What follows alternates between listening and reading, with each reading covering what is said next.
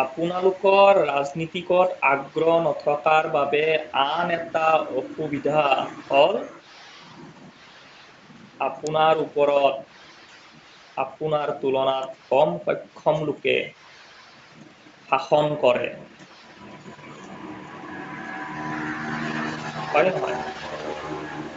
কাৰণ আপোনালোকৰ ৰাজনীতিকত আপোনালোকৰ ইণ্টাৰেষ্ট নাই, আগ্ৰহ নাই। আপোনালোকৰ আগ্ৰহ নথকাৰ কাৰণে আপোনাতকৈ কম সক্ষম থকা ব্যক্তিয়ে তেওঁ একোৱেই নাজানে, তথাপিতো নিজৰ বাহুবলত, টকাৰ বলত তেওঁলোকে শাসনভাৰ ল'ব বিচাৰে। কিয় জানে? কাৰণ আপোনালোকে ৰাজনীতিকত আগ্ৰহ নহয়, আপোনালোকে কেৱল নিজৰ ব্যক্তিত্ব জীৱনৰ বাবে আপোনালোকে আগ্ৰহ।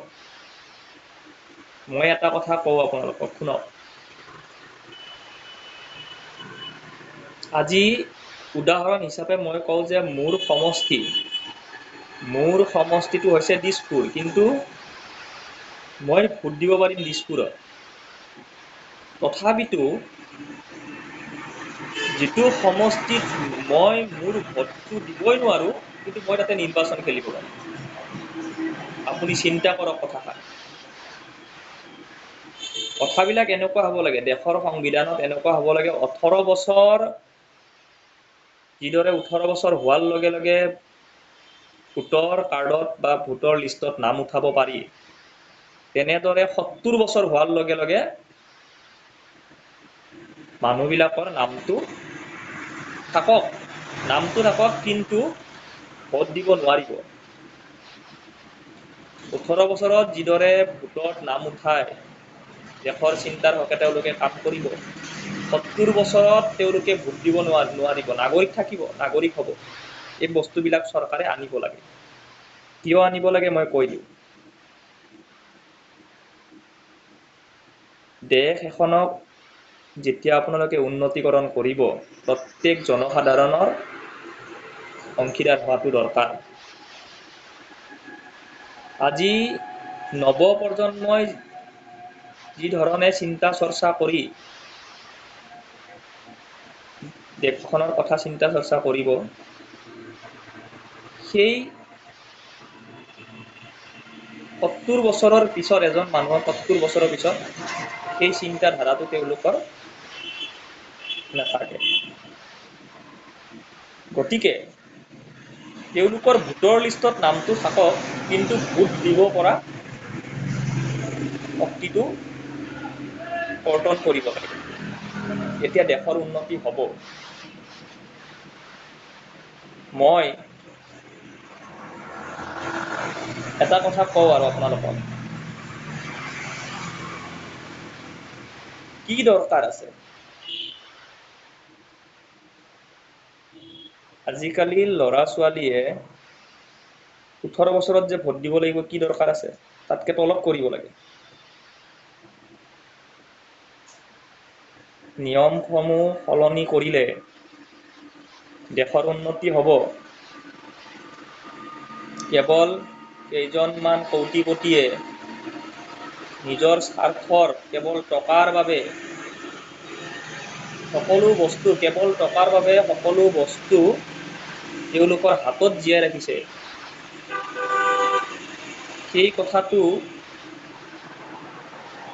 সেইখিনি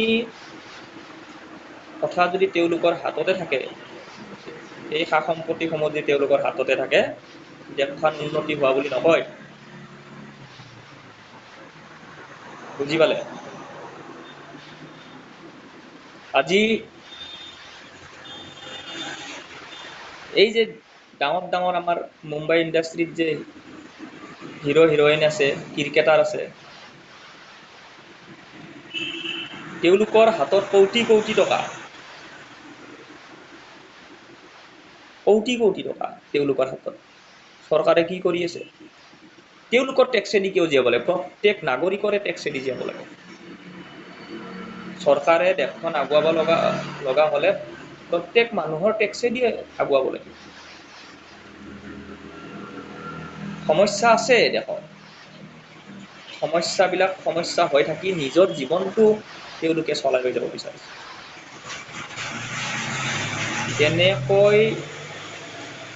তেনেকৈ দেশ এখন উন্নতি কোনো দিনে নহয়। মোৰ ককা দেউতাও দেখি আহিছে, মোৰ দেউতাও দেখি আহিছে, ময়ো দেখিম। কাৰণ প্ৰত্যেক মানুহৰ ভাৰতৰ প্ৰত্যেক মানুহৰ ৰাজনীতিকত আগ্ৰহ নাই। আগ্ৰহ নথকাৰ বাবে আপোনাতকৈ কম জনা মানুহ আপোনাৰ ওপৰত শাসন চলাই আছে। কি দৰকাৰ আছে? আহিছা বা বঢ়িয়াকে জীয়াই থাকা, খাই লোৱা। আৰে ভাই, টকা ঠিকে আছে, টকা দৰকাৰ, টকা লাগিব। আজি 3% লোকৰ হাতত কোটি কোটি টকা আছে। 97% লোকক তেওঁলোকে বুৰ্বক বনাই আছে। সমাজৰ কথা চিন্তাই নকৰে, কেৱল নিজৰ কথা। এইবিলাক যে মাজে মাজে কিবা কিবি যে চলাই থাকে, কিবা বন্ধ হয় নেকি? আজি চাইনিজ বস্তু বন্ধ কৰিব লাগে, আজি অমুক বস্তু বন্ধ কৰিব লাগে, বন্ধ হয় নেকি? নহয়। সকলো টকাৰ খেল। ক্ৰিকেট, ফিল্ম জগত, এইবিলাকৰ হাতত দুনিয়াৰ টকা, অজস্ৰ টকাই টকা। ঠিক আছে, পদ্ধতি তেনেকে 10জন মানুহৰ ঘৰ চলি আছে। ইমান টকাৰ প্ৰয়োজন নাইতো। ইমান টকাৰ প্ৰয়োজন নাইয়ে। ইলেকশ্যনৰ কমিশ্যনাৰৰ হাতত শপতনামা যিবিলাকে দিয়ে, তেওঁলোকৰ টকাবিলাক চালে হ'ল। বয়সস্থ লোকে দেশৰ আৰু সিদ্ধান্ত নলয়, তেওঁলোকে জীয়ালে 70 বছৰ হৈ যোৱাৰ লগে লগে ভোট দিব পৰা ক্ষমতাটো হেৰাই পেলাব লাগে। আৰু 15 বছৰৰ পৰা ভোট দিব পৰা ক্ষমতা আহিব লাগে। দেশৰ যেতিয়া প্ৰত্যেকজন ব্যক্তিয়ে দেশক লৈ চিন্তা নকৰে, এজন নাগৰিক হিচাপে তেওঁলোকে ৰাজনীতিকৰ ওপৰত আগ্ৰহ নাথাকে, তেতিয়াহ'লে এই দশা হ'বই। সঁচা কথা।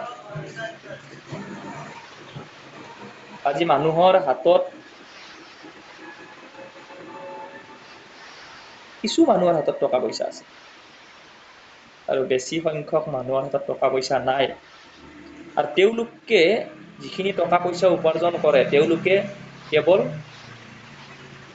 টকাটো আনিছে, খাই আছে, আৰু বাকীখিনি হস্পিটালৰ কাৰণে জমা ৰাখিছে। এই হৈছে আমাৰ জীৱন। ব্যৱস্থা ভাল নহয়। আপুনি লাখ টকা এটা ইনকাম কৰি থৈ দিব, আধা পইচা আপুনি হস্পিটালৰ কাৰণে ৰাখিবই লাগিব, কাৰণ ব্যৱস্থা ভাল নহয়। আৰু মই এনেকে কৈ আছো, মানুহে ভাবিব যে পাগল বা পাগলা হয়।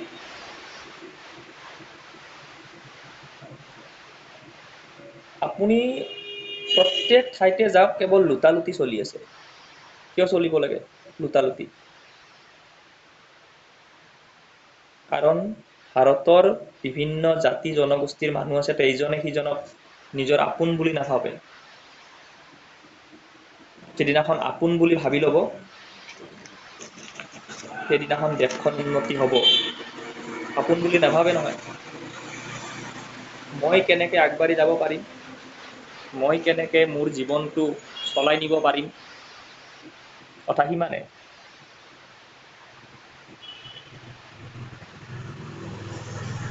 দুখ অনুভৱ হয়। আজি সৰু দেশ এখন নেপাল, তেওঁলোকে চলাব পাৰে নোৱাৰে, য়ং জেনেৰেশ্যনৰ হাতত তুলি দিছে দেশখন। চলাব পাৰে নোৱাৰে, আমিও ছ'চিয়েল মিডিয়া সমূহতে দেখিছোঁ। কিন্তু মই এটা কথা কম, যি ধৰণে নতুন প্ৰজন্মই দেশখন চলাব, বয়সস্থ লোক লাগিব, নালাগিলে নহয়। প্ৰিন্সিপাল সদায় লাগে, অভিভাৱক সদায় লাগে। কিন্তু তেওঁলোকক শাসনভাৰ নহয়, তেওঁলোকে দৃষ্টিগোচৰ ৰাখক ক'ত ভুল হৈ আছে ক'ত ভাল হৈ আছে। নেপালৰ দৰে দেশত আইন ব্যৱস্থাটো লাহে লাহে উন্নতিকৰণ কৰিছে আৰু আমাৰ ইয়াতে লুটালুটি VIP প্ৰথা, সঁচা কথা, VIP প্ৰথা যেতিয়ালৈকে শেষ নকৰিব তেতিয়ালৈকে দেশৰ কোনো এজন একদম নিম্ন শ্ৰেণীৰ লোকে উন্নতি হোৱাটো দেখা নাযায়। এটা দামী মোবাইল ল'লে, এটা গাড়ী ল'লে, সেইটো উন্নতি হোৱা নুবুজায়। এটা ইনষ্টলমেণ্টত গাড়ী ল'লে, এটা ইনষ্টলমেণ্টত মোবাইল ল'লে, সেইটো উন্নতি হোৱাটো নুবুজায়। আপুনি আপোনাৰ জীৱন নিৰ্বাহ কিদৰে চলাই লৈ গৈ আছে, সমাজত আপুনি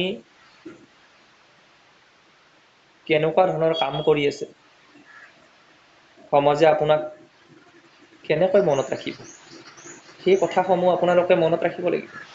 সেই হিচাপত আপোনালোকে কাম কৰিব লাগিব। মই মোৰ সকলো বস্তু মোৰ ঘৰত আছে মানে মই সুখী নহয়। আপোনাৰ ওচৰৰ প্ৰতিটো লোকে আপোনাক লৈ সুখী হ'ব লাগিব, আপুনিও তেওঁক লৈ সুখী হ'ব লাগিব। এজনে সিজনৰ ৰাতিপুৱাই দেখা পালেই মানে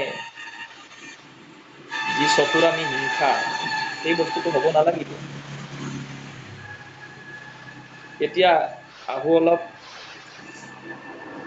পূজা পাতল বা ৰাইজে যে ৰাজহুৱাভাৱে কিছুমান অনুষ্ঠান পাতে,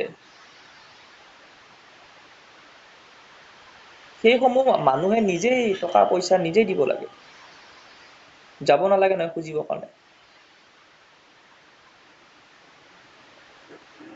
ভাৰতৰ মানুহ ভাৰতীয় হিচাপে থাকিব লাগে প্ৰথমত, 1 নম্বৰ। যদি আপুনি ষ্টেট হিচাপে থাকে তেতিয়াহ'লে কোনোদিনে উন্নতিয়ে নহ'ব। সেইটো ষ্টেটৰ পৰা সেইটো ষ্টেটত গ'লে মানে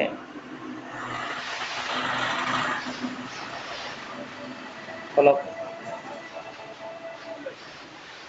নেগলেঞ্চি কৰে, ঠাট্টা মস্কৰা কৰে। গতিকে সেই কথাবিলাক জনসাধাৰণে জানে কিন্তু নকয়। বয়সস্থ লোকে, মই এটাই বাৰে বাৰে কথা কম, বয়সস্থ যিখিনি লোক আছে তেওঁলোকে আৰু ভোট দিব নালাগে, হৈ গৈছে। তেওঁলোকে ডেকা চামক, নৱপ্ৰজন্মক তেওঁলোকে আগবঢ়াই দিয়ক। আগবঢ়াই দি তেওঁলোকক কওক যে দেশখন কেনেকৈ চলাব লাগে। আপোনাৰ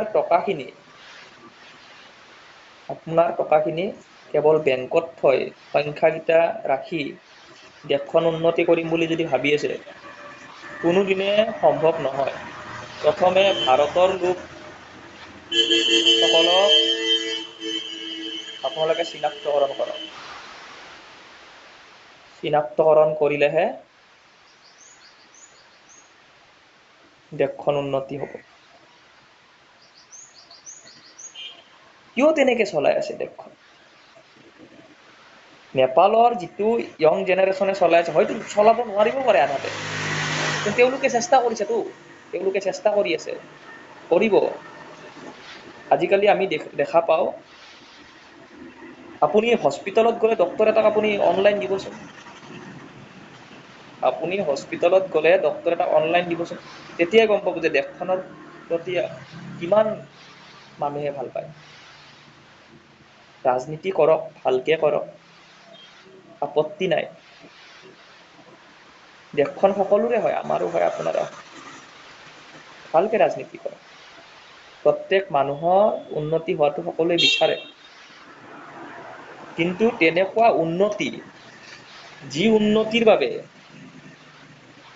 সমাজে আৰু এক ষ্টেপ তলত যায়, তেনেকুৱা উন্নতি নোহোৱাই ভাল, নকৰাই ভাল।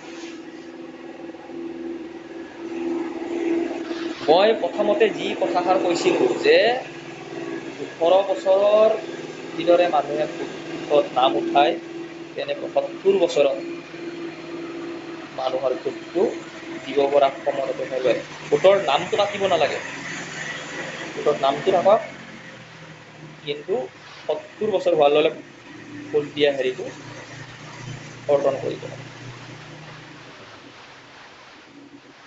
সমস্যা বহুত, জনসংখ্যাও বহুত, সমস্যাও বহুত, সেই হিচাপত একশ্যন লোৱা নাই। যি হওক 5 বছৰে থাকক না আপোনালোকে, 5 বছৰে ভালকে কাম কৰক, জিকিম বুলি চিন্তা কৰিব নালাগে, ভালকে কাম কৰক। কাম কৰিলে মানে আপোনালোকৰ উন্নতি এদিন হ'বই, দেশৰ হ'ব। এই তেনেকে কেৱল দামী দামী কাপোৰ, দামী দামী গাড়ী, দামী দামী হোটেল, সেইবিলাকত গৈ দেশৰ উন্নতি নহয়, এক শ্ৰেণীৰ হ'ব। মই উদাহৰণস্বৰূপে মই এটা কথা আৰু কওঁ, আপোনালোকে শুনক। ডাঙৰ ডাঙৰ মানুহে বিয়াসমূহ পাতে, তেওঁলোকৰ ল'ৰা ছোৱালীৰ বিয়া পাতে, দামী দামী খানা খুৱাব, কিন্তু এই যে ভাতৰ থালিবিলাক যে পেলায়, তেওঁলোকক সেই 700-600 টকা দিয়াটো তেওঁলোকৰ গধূলি কয় যে পৰহি দিনাখন আহা। এই মানসিকতাবিলাক আপোনালোকে বাদ দিয়ক। সমগ্ৰ ভাৰতক কৈছোঁ মই, তলৰ শ্ৰেণীক উঠাবৰ কাৰণে টকা পইচা আপোনালোকে খৰচ কৰক, তেতিয়াহে হ'ব। ধন্যবাদ।